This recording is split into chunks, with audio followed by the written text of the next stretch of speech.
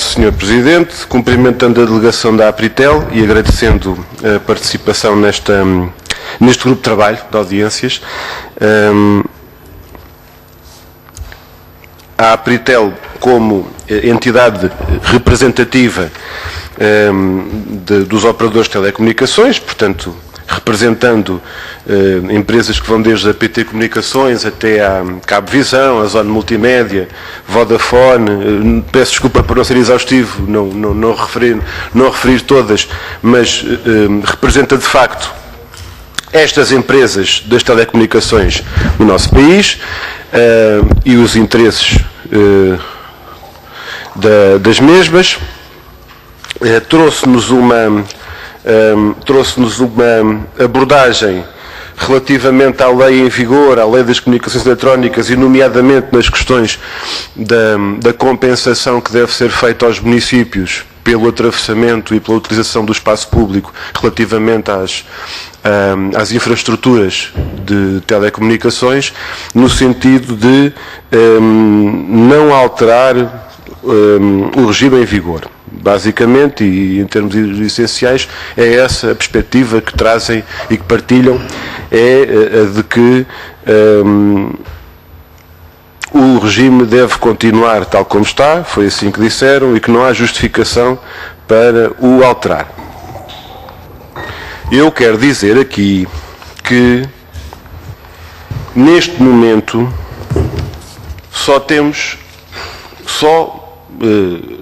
é um só relativo, porque é um só que tem o peso que tem. Mas é a Apritel a entidade que assume esta posição. Não é? Portanto, do estado atual da discussão que temos vindo a ter aqui na Assembleia e das posições que temos vindo a receber e a tomar conhecimento aqui na Assembleia, seja por via oficial, seja por reuniões que temos vindo a fazer, nós temos tido a consideração de que é importante corrigir e alterar o quadro legal em vigor nesta matéria. Temos tido essa opinião por parte da DECO, por parte da Associação de Municípios, por parte de muitos utentes e empresas que se dirigem à Assembleia, por parte da ANACOM, por parte do Provedor de Justiça, e temos do lado dos que defendem que não se deve alterar, temos a Apritel, que representa as empresas de telecomunicações. E isso é um elemento que nós devemos ponderar na nossa apreciação, na nossa análise, relativamente àquilo que têm sido as entidades e as posições que têm vindo a assumir. Há uma pergunta que eu gostava de fazer, um assunto que já foi aqui aflorado, que tem a ver com a situação que a Sra. Secretária-Geral referiu na sua intervenção, que tem a ver com o número de cerca de metade dos municípios portugueses, alguns até com um número significativo de habitantes, não é? de eleitores, que não estão a cobrar a taxa municipal de direito de passagem, podiam cobrar e não o cobram. E eu gostava de perguntar, ainda por cima representando as operadoras, é particularmente fácil para a Apritel e para as operadoras, porque mais ninguém conseguirá dizer aquilo que só as operadoras conseguem dizer.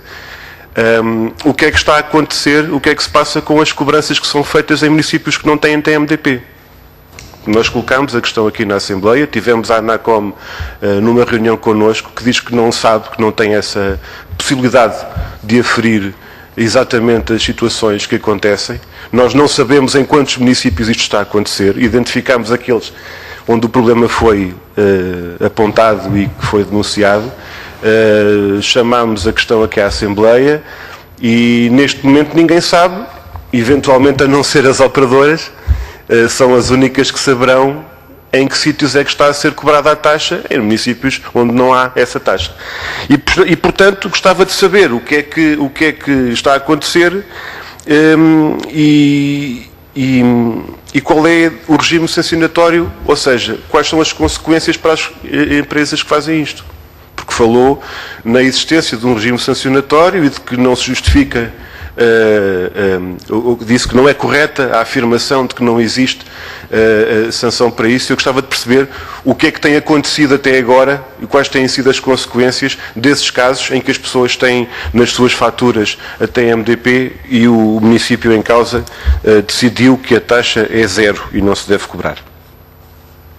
Depois há uma pergunta que eu gostava de fazer que tem a ver com a questão da não discriminação. Eu, se não estou em erro, no quadro atual da relação que existe, em termos institucionais e em termos legais, da relação que existe entre o Estado português e a Portugal Telecom, PT Comunicações designadamente, salvo melhor opinião, nós estamos a entrar numa fase, ou já entramos numa fase, em que o quadro institucional e o quadro de relação entre o Estado e esta empresa é diferente daquela que era em 2004. Objetivamente. E nesse contexto, digamos que o quadro de isenção assumida pelo Estado português, até em termos de compromisso institucional e contratual com esta companhia, já não se coloca hoje como se colocava há 10 anos.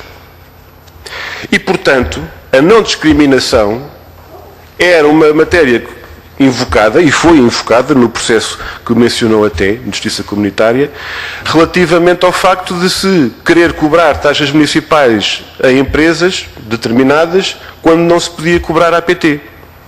Neste momento essa questão já não acontece porque todos, enquanto comunidade, enquanto Estado português, o Estado pode fazer a determinação de taxas municipais, ou os municípios, no quadro da sua autonomia legal e constitucional, podem imputar taxas municipais à PT no quadro de uma relação contratual e legal diferente daquela que existia de antes. Portanto, salvo melhor opinião, a questão já não se coloca nos mesmos termos. Portanto, nós podemos determinar, nós, o nosso país, a comunidade portuguesa, as instituições do Estado podem determinar a criação de uma taxa que seja imputada não ao consumidor final, mas sim às empresas, que já não se colocará a questão da discriminação. Ao contrário do que acontecia há 10 anos. E por isso entramos na questão do conceito da taxa e daquilo que ela pretende compensar. Porque eu, quando vou no meu carro e pago portagem, pago sempre a portagem em função do tipo de veículo e do preço que se pratica naquele troço da autoestrada ou naquela ponte.